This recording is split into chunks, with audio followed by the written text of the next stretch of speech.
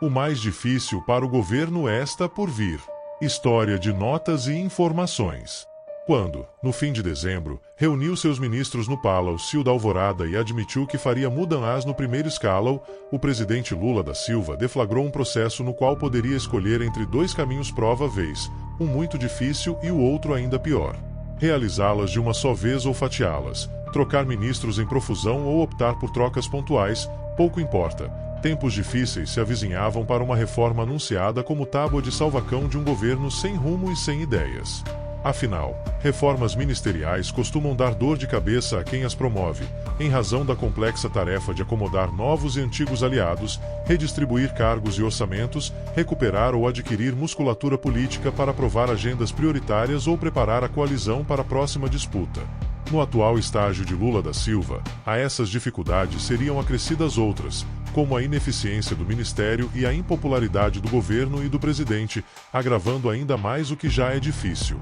Passados mais de 2 meses daquela reunião, Lula da Silva conseguiu surpreender negativamente até mesmo os mais céticos. No lugar de realizar uma reforma ministerial de uma só vez, resolveu fatiá-la, estendendo o período de calvário dos ministros candidatos à demissão. Alguns deles, já trocados, como Nízia Trindade, ou com potencial para serem demitidos, como ao menos uma dezena de inquilinos da esplanada dos ministérios, foram empurrados para a fritura pública palaciana por mais tempo do que deveriam, algo que, no cotidiano de suas pastas, paralisa programas e amplifica a inércia do governo. E o mais grave da reforma conta-gotas, o presidente preferiu iniciá-la para resolver problemas internos do PT, imerso numa disputa fratricida entre grupos antagônicos e às vésperas da sucessão do comando do partido, hoje dirigido por Gleisi Hoffmann, agora promovida a ministra. E, na deliberação dos conflitos petistas, Lula da Silva pareceu pender ainda mais para a esquerda, levando consigo o governo e o país. Essa escolha tornou ainda mais complicada a segunda etapa da reforma ministerial, destinada a reacomodar aliados governistas que não são meros satélites do universo petista. Obcecado com a popularidade perdida e ansioso pela eleição, Lula da Silva intuiu que precisa acelerar as pautas da esquerda, o que obviamente torna ainda mais penosa a tarefa de manter legendas centristas tradicionais, como o PSD, e partidos do Centrão, como União Brasil, PP e Republicanos, todos integrantes do governo, mas com porta-vozes cada vez mais ferozes na crítica ao terceiro mandato lulopetista.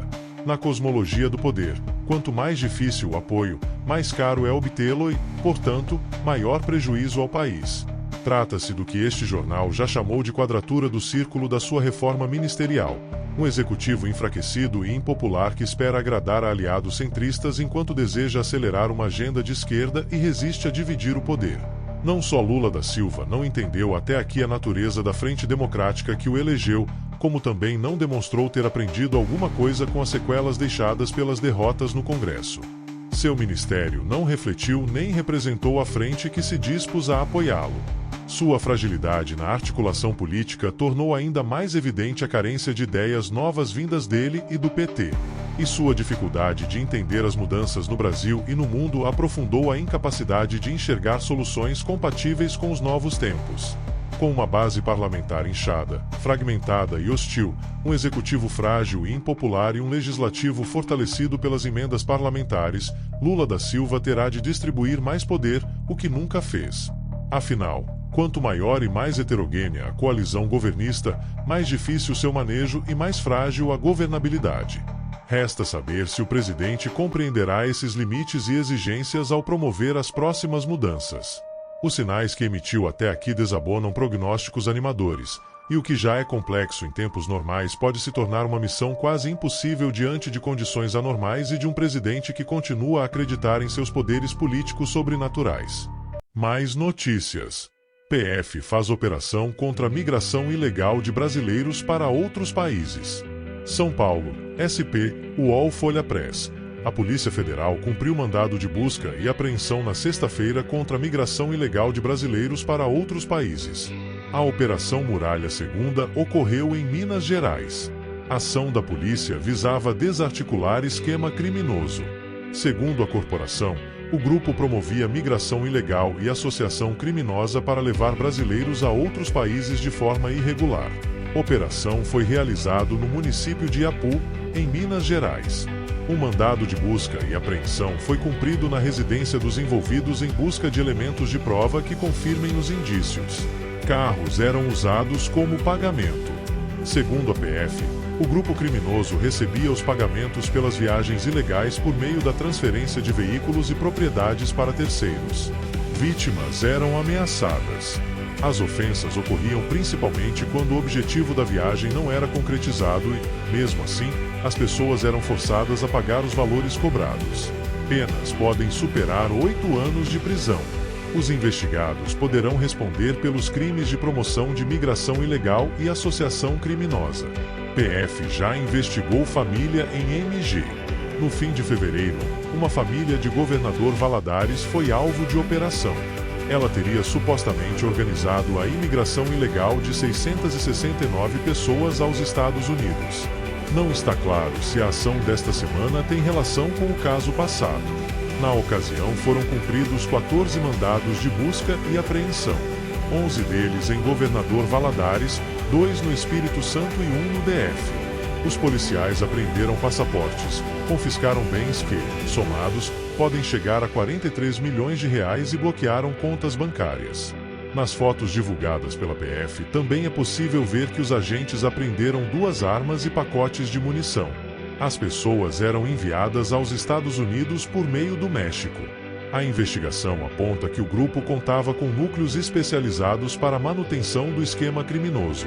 O grupo seria dividido nos seguintes núcleos: captação de imigrantes, compra de passagens aéreas, reservas de hotéis, falsificação de documentos públicos e criação de contas bancárias em nome de terceiros para o recebimento de valores. Mais de 1.500 pessoas, entre maiores e menores de idade, são apontadas pela PF como vítimas da organização. Os envolvidos no grupo podem responder pelos seguintes crimes: participação em organização criminosa, promoção de migração ilegal, envio irregular de crianças ou adolescentes para o exterior, falsificação de documentos públicos e uso de documentos falsificados. Mais notícias. China aprendeu com a primeira guerra comercial de Trump e mudou táticas diante das novas tarifas. Washington. Os líderes do Canadá e do México falaram ao telefone com o presidente Donald Trump na semana passada para buscar soluções depois que ele impôs tarifas sobre seus países, mas parece improvável que o presidente da China faça uma ligação semelhante em breve. Pequim, que, ao contrário dos parceiros e vizinhos próximos dos Estados Unidos, está envolvida em uma guerra comercial e tecnológica com os Estados Unidos há anos, adotou uma abordagem diferente no segundo mandato de Trump, deixando claro que qualquer negociação deve ser conduzida em pé de igualdade. Os líderes chineses dizem que estão abertos a conversações, mas também se prepararam para as tarifas mais altas dos Estados Unidos, que aumentaram 20% desde que Trump assumiu o cargo há 7 semanas. Com a intenção de não serem pegos desprevenidos como foram durante o primeiro mandato do republicano, os chineses estavam prontos com medidas retaliatórias, impondo seus próprios impostos na semana passada sobre as principais importações agrícolas dos Estados Unidos e muito mais. À medida que Washington aumenta as tarifas, Pequim não vê outra opção a não ser retaliar, disse Sun Yun, diretor do programa da China no Stimson Center, um think tank com sede em Washington. Isso não significa que Pequim não queira negociar, mas não pode ser vista como se estivesse implorando por conversas ou misericórdia.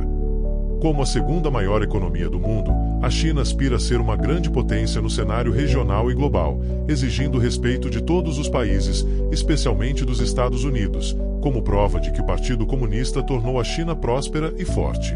Depois que os Estados Unidos impuseram, na semana passada, outra tarifa de 10%, além da tarifa de 10% imposta em 4 de fevereiro, o Ministério das Relações Exteriores da China proferiu sua resposta mais incisiva até o momento.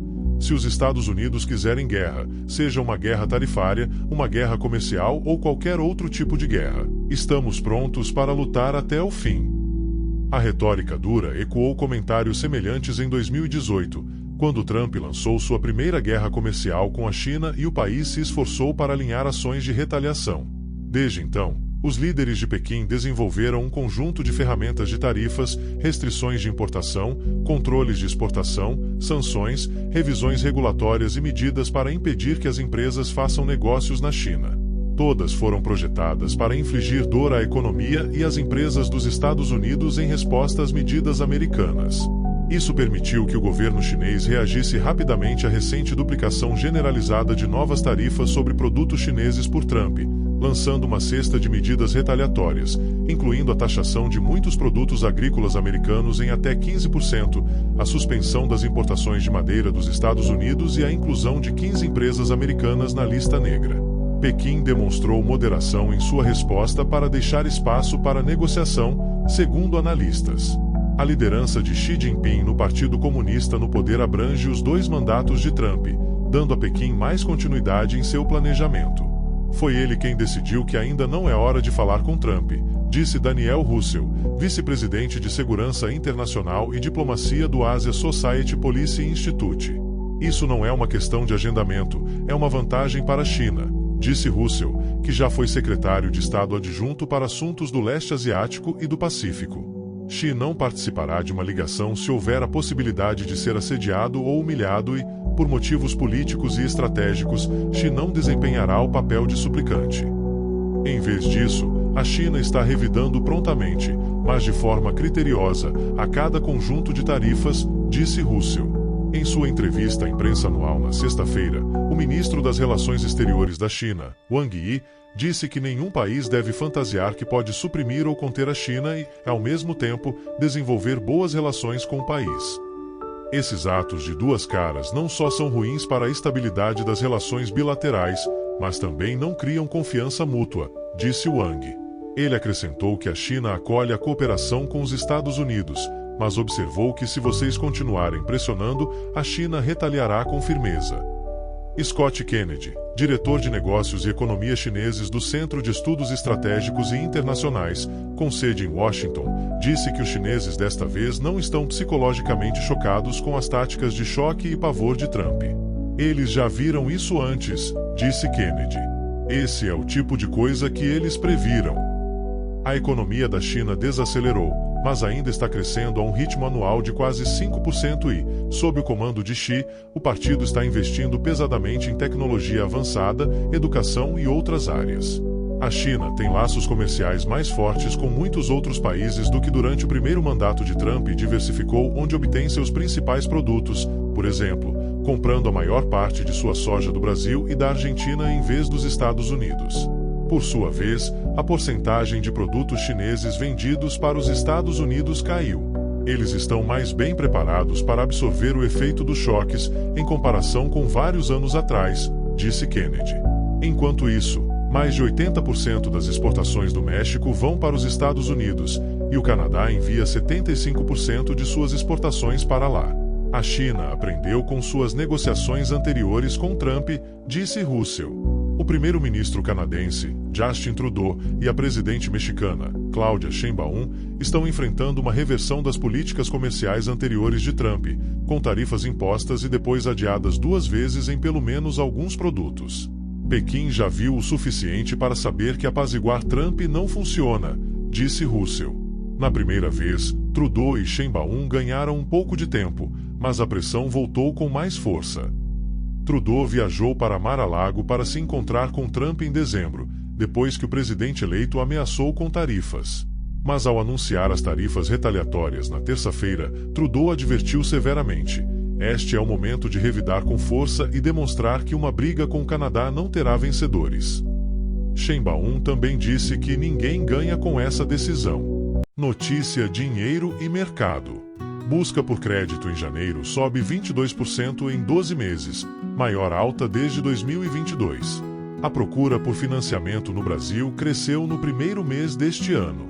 O índice Neurotech de demanda por crédito, INDC, subiu 5% em janeiro de 2025 em relação a dezembro de 2024, saltando 22% no confronto com um ano antes. Conforme a Neurotech, o crescimento em janeiro de 2025 ante o mesmo mês de 2024 é o maior desde maio de 2022, quando a procura teve alta de 29% na comparação anual. Desde 2022 não víamos um início de ano tão promissor para as empresas de crédito no Brasil, diz Natália Eyman, líder da Business Unit de Dados e Analytics para crédito da Neurotech responsável pelo indicador. Ela destaca o crescimento acima de 20% do INDC. Historicamente, o mês de janeiro é o mais cauteloso para os consumidores, por representar um período de organização financeira para o restante do ano. Além disso, houve crescimento de 73% na procura por crédito no setor de serviços em janeiro em relação a igual mês de 2024. A categoria inclui clientes ativos da Neurotech que atuam com serviços diretos não financeiros, como empresas de energia, telefonia, tags de veículos, apps de locação, entre outras. Normalmente, o destaque, para cima ou para baixo, é o setor de comércio, mas desde o início da sequência de crescimento, que começou em outubro do ano passado, os serviços tomaram o protagonismo na aplicação do crédito, diz Eima. Em janeiro, em termos interanuais, o INDC do varejo cresceu 31%. Vale ressaltar que desde julho de 2023 este setor não apresentava variação positiva. Já o segmento que engloba bancos e demais instituições financeiras teve um crescimento de 2%. Em relação a dezembro do ano passado, a demanda por crédito foi maior para o varejo, que cresceu 42% em janeiro, seguido pelo segmento de serviços, com alta de 30%. Os bancos e financeiras tiveram um recuo de 50%. Se gostou deste vídeo, deixe seu like e se inscreva no canal para mais notícias como estas. Até o próximo vídeo.